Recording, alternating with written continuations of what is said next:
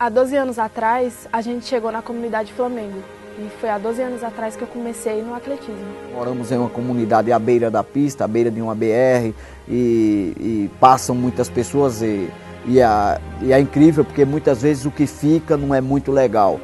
Eu tinha apenas 6 anos e quando a gente chegou lá, o povoado bem pequeno era conhecido como o povoado que tinha maior nível de assalto.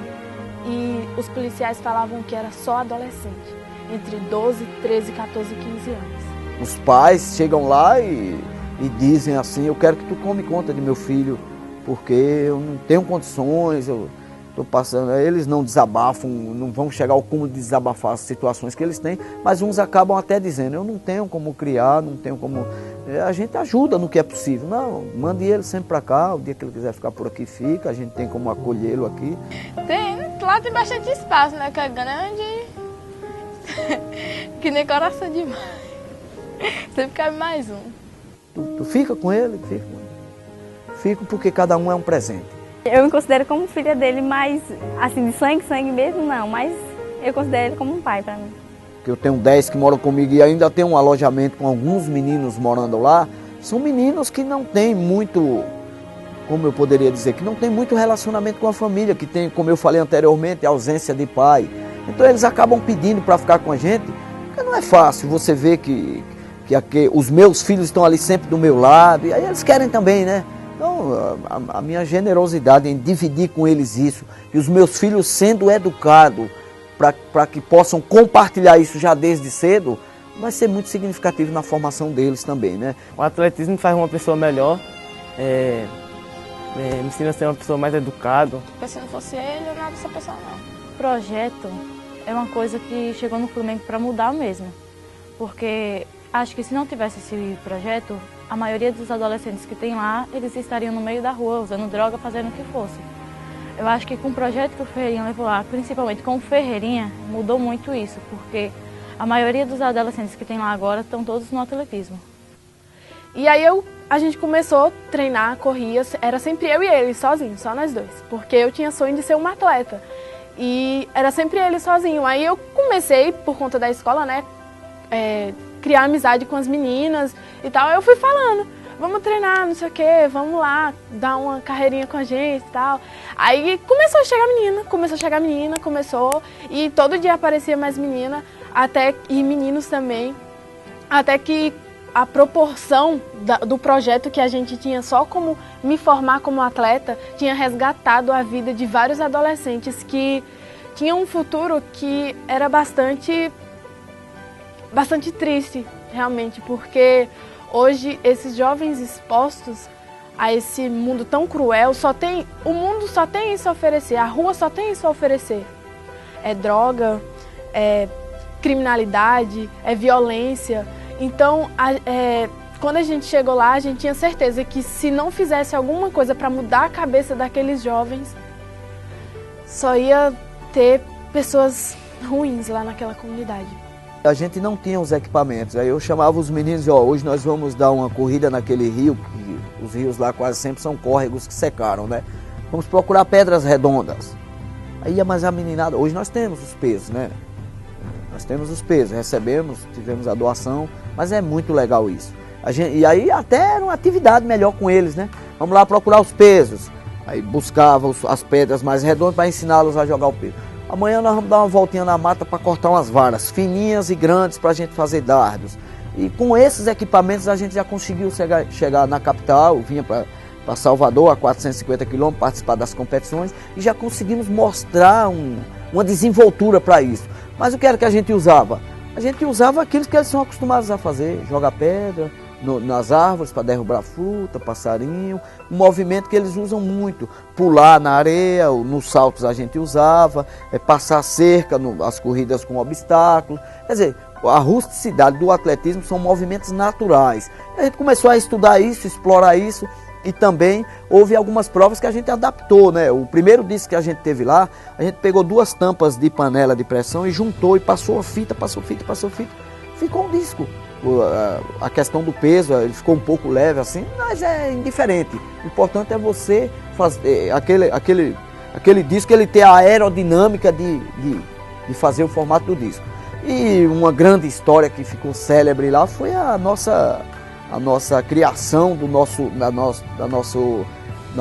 colchão de salto em altura. Eu estive em um curso em Londrina que o COB ofereceu e reuniu lá os professores, né? E eu estava lá, fui chamado pelo COB e quando cheguei lá, nós conversando, aí um dos entendidos do nosso falou, mas dá para fazer, Ferreirinho. Você junta pneus e em cima dos pneus você coloca colchões. Aí quando chegou lá em casa, minha filha já estava a gente costuma usar esse termo muito lá na Bahia, atentando muito, porque ela queria fazer o salto em altura, que é a Tiziane. Pai, eu quero fazer o salto em altura, e aí, como é? Dá para cair na areia? Como é? Não, vamos fazer amanhã, Tiziane. Aí juntamos a galera toda lá na hora do treinamento. Eu quero que cada um traga aí um pneu ligeiro. O pessoal chegava com o pneu arrastando, na beira da pista tem demais. Aí já limparam aquela região, serviu para isso, né? Das borracharias. Aí trouxeram os pneus e aí a gente juntou tudo e amarrou com fio, com corda. E agora o colchão? Aí, professor, o colchão. A gente tava com o colchão, meu colchão não estava muito bom. Eu negociei com minha esposa, mas aí eu não vou comprar agora, né? Vou botar o colchão, nós vamos usar o colchão, vamos dormir no chão aí uns 2 dias, mas vai valer a pena. A gente colocou o colchão em cima dos pneus e foi um sucesso total. A gente dormiu no chão um pouquinho, deu algumas dorezinhas em mim e minha esposa, mas a menina classificou para os Jogos Escolares e veio para esses Jogos Escolares sempre no salto em altura. E o disco, o pessoal começou a aprender a lançar. O martelo, a gente amarrava também uma coisa com martelo para fazer treinamento. Os meninos começaram também a querer marchar. Essa diversidade, ela é demais. Ela é tudo que a gente quer em um ambiente educador, é a diversidade. Então isso possibilita aquele menino que às vezes na escola é taxado de gordinho, se torna um campeão baiano escolar. Nós tivemos histórias assim também.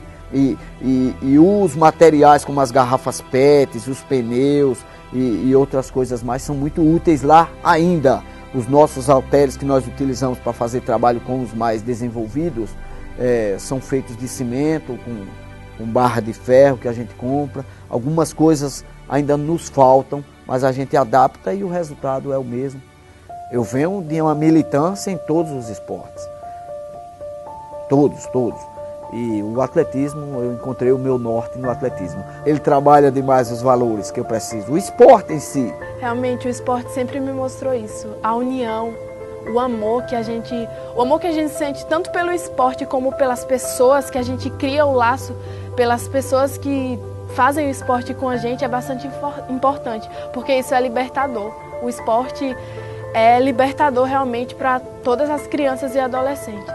Isso não tem acontecido só na minha cidade, porque as outras cidades também têm copiado e a gente faz festivais lá e aparecem meninos muito bons. As cidades circunvizinhas que têm até maior número de habitantes já têm aderido muito ao atletismo. Os jogos escolares das cidades já botam o atletismo aparece. Essa é a nossa tarefa, é uma tarefa muito prazerosa.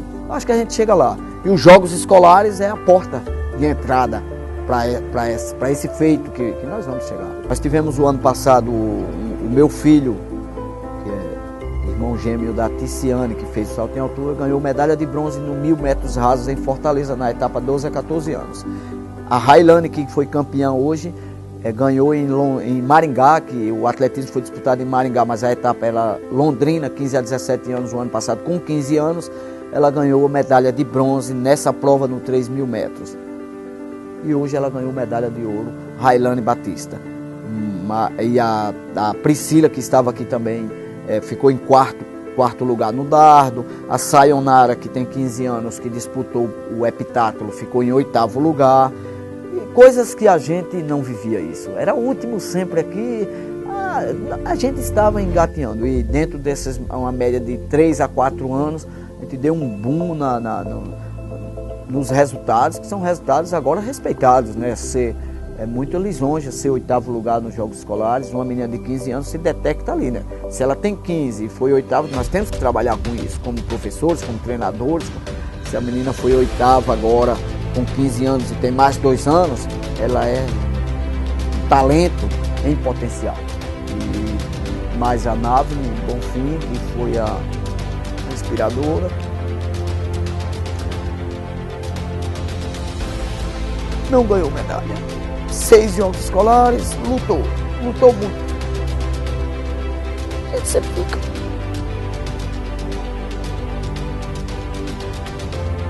As medalhas, elas são muito importantes também, né? As conquistas, ela é um símbolo. Davine, Davine, cara, tu foi uma campeã dos Jogos Escolares. Contribuiu demais, mas eu tenho certeza que ela queria subir naquele pódio. Sabe aquele pai que quer proteger seu filho? As coisas não podem ser perfeitas, mesmo porque isso dá força a gente. As coisas não podem ser perfeitas. E talvez para a história ser bonita, ela deveria, o destino escolheu para que ela participasse das 6 etapas e que não ganhasse medalha, mas que ganhasse isso tudo que foi dado a ela. Mas eu me dou o direito de me emocionar com isso, porque a história é sempre uma história, por mais que ela seja bonita, dá para dar uma retocada ali, né? Na dela não será possível, ela não lutou demais desde o início, sonhou e chegou aqui e foi valente. Foi valente. E um dos irmãos dela já ganhou e tem a outra irmã, tem mais as 2 irmãs, tem as outras 2 irmãs adotivas e tem 3 pequenininhos que estão lá, que vão participar dos jogos e entrarão com melhores possibilidades, porque também estarão vivendo momentos diferentes. Nem só do pai deles, como pai e professor, como também momentos diferentes da própria escolinha. Quando a Davine começou, nós não tínhamos nada disso, né? Eu não sabia de nada, não sabia nem o que estava fazendo com ela em termos de treinamento. Eu preferia não fazer. Tanto é que, graças a Deus, ela está com a sua integridade física muito bem. Eu nunca submeti ela a nenhuma coisa exacerbada para poder vir buscar o resultado, porque eu sabia que não era isso que eu vinha buscar mesmo. Eu vinha buscar era essa convivência deles aqui. E os jogos escolares a gente encontrou isso, né? Eu costumo dizer lá na minha região, quando eu vou falar com alguém, que toda criança lá, na minha região, toda criança lá, como eu gostaria que todas as crianças do Brasil passassem por aqui. Cara, passou aqui, você consegue mudar muita coisa na vida deles, consegue dar foco a eles. Eles ficam encantados com isso tudo. Eles estão lá se comportando de uma maneira dentro da escola e não perdem um dia, não tem mais desculpa, que eles já estão preocupados com os próximos jogos escolares. E o nível que eles viram aqui, eles querem chegar lá. É a mesma coisa de quando você chega numa escola, que você se encanta, que você quer se tornar um doutor ou um advogado, você sabe que vai ter que ralar. E eles colocaram isso na cabeça. Então, o que eu devo aos jogos escolares é, na minha vida, eu quero levar para mim um apelido ou uma alcunha. Eu quero ser taxado assim. Professor Ferreirinha a família desse cara é chamada de família Jogos Escolares, porque e a escola onde ele trabalha se fala de jogos escolares. Dentro da nossa escolinha, o doutor Edgar já visitou lá, alguns já visitaram. Todos os que visitam lá veem que os jogos escolares estão lá estampados. As medalhas dos meninos ficam lá, eu peço a eles para deixar lá, mas são deles, sempre que eles quiserem eles levam. E as fotos estão lá das pessoas, dos jogos escolares, todas as fotos que a gente vai lá e colhe no site do comitê. Essas fotos que eu levo para lá, todas não ficam ali só no computador. Tem que ser visto para que os pequenininhos vejam. Eu quero que eles se encantem com isso, se apaixonem por isso, porque tem muitas coisas lá querendo tirar eles dessa coisa. Então eu luto, tenho perdido muitas lutas, mas é uma batalha que eu não vou deixar ninguém me vencer sem eu fazer nada. Você não pode cruzar os braços, mas é demais. As coisas que puxam eles para lá, as coisas ruins que tem também, né? Mas nós estamos trabalhando. Quando eu cheguei nesse povoado, que eu vi tanta pobreza, tanta coisa, cara. E aí um dia eu cheguei para minha esposa, aí falei bem assim, Giovana, a gente pode comprar uma casa na cidade e a gente levar nossos filhos para lá, porque aqui não vai ser fácil. Ou então a gente pode construir uma casa aqui, fazer um muro grande, colocar uns vidros aí, ou uma cerca elétrica. Não, vamos desenvolver um projetinho aqui. Esse projeto que hoje está desse jeito. Eu comecei a distribuir saquinho de pipoca para os meninos.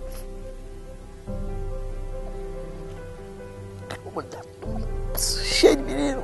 E aí hoje tem a pipoca? Tem. Aí Pô, velho, amanhã não vai ter a pipoca não, ó, não recebi o salário ainda.